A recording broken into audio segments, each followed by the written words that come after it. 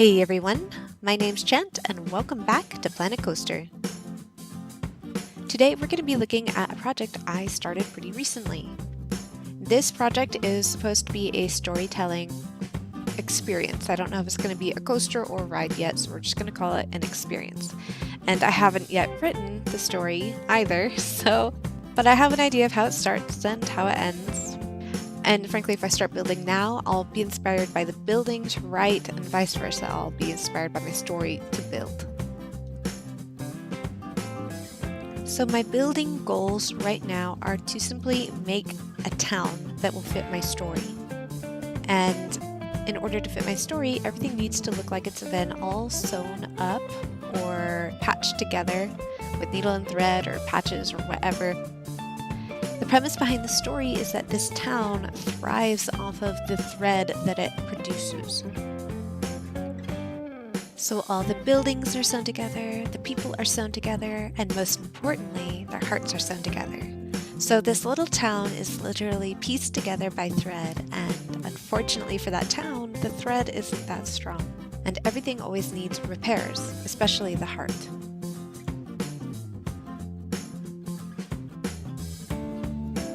The entire build that we're watching today is basically a practice run. I don't think I complete the full 360 of the building, but I just wanted to see if the idea I had would work in Planet Coaster, if I could bring it to life. Right now you'll see a rather sadly patched up corner of a building with some stuffing being pulled out. The stuffing idea, while cute, I don't think it translated very well in Planet Coaster, so I'm taking out all the stuffing. And the thread that you see I'm using, it changes several times over, and I'm still not 100% sure what I'm going to use for thread.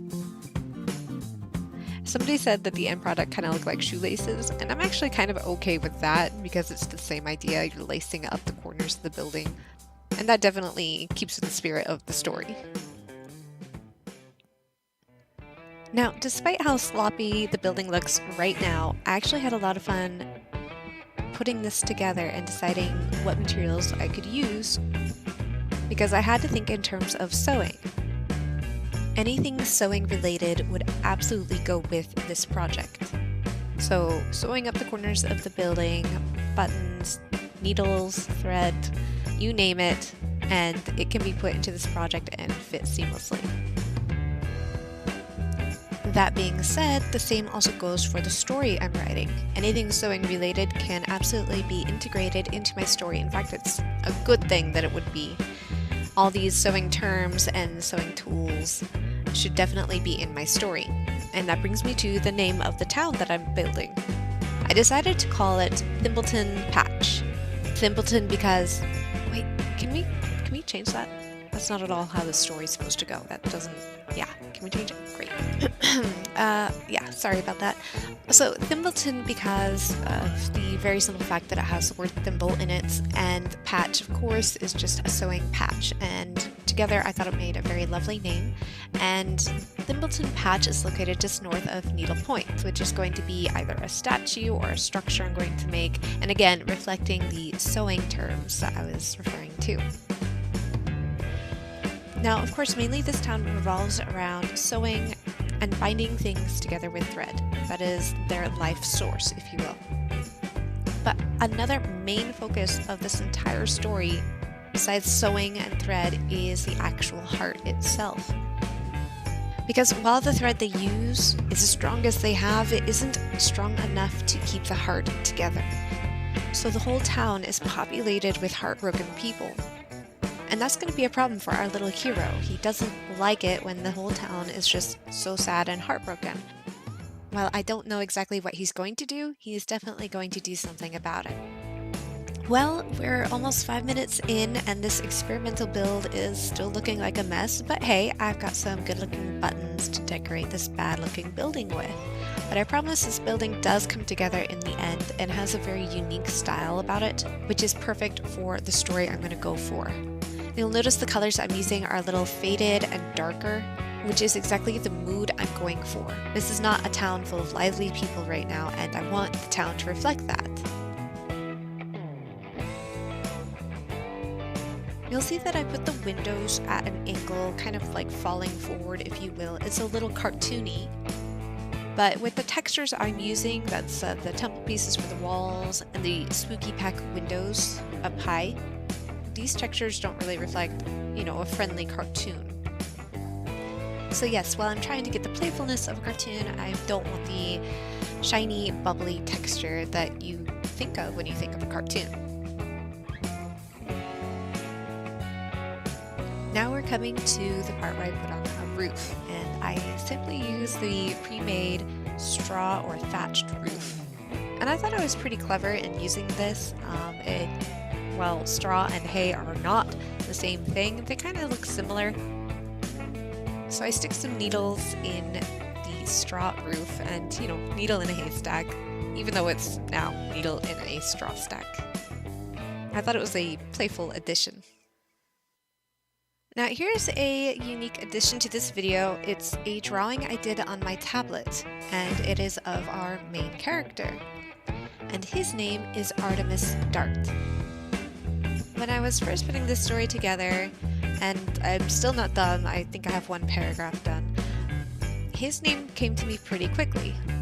Although it started off as Artemus Descartes, French name Descartes, I thought that maybe that was going to be a little too difficult for some people to pronounce, and because reading it as it looks, it's a little bit different than pronounced. So I shorten it to Artemus Dart, and Dart is an actual sewing term, so I was pleased with that change anyway.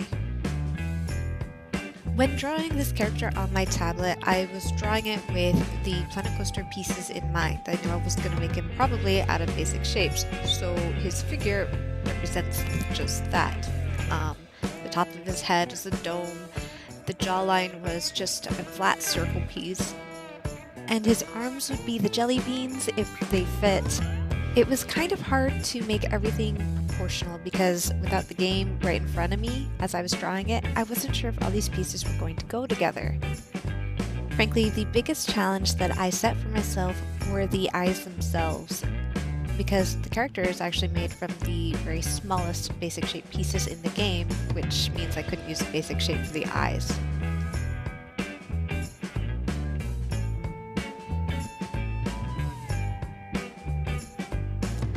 Like I indicated at the start of this video, this build is kind of a practice run to see if the idea could work in Planet Coaster. So don't be afraid to give me your comments down below. Let me know what you think about this idea and how well you think this building and character came together.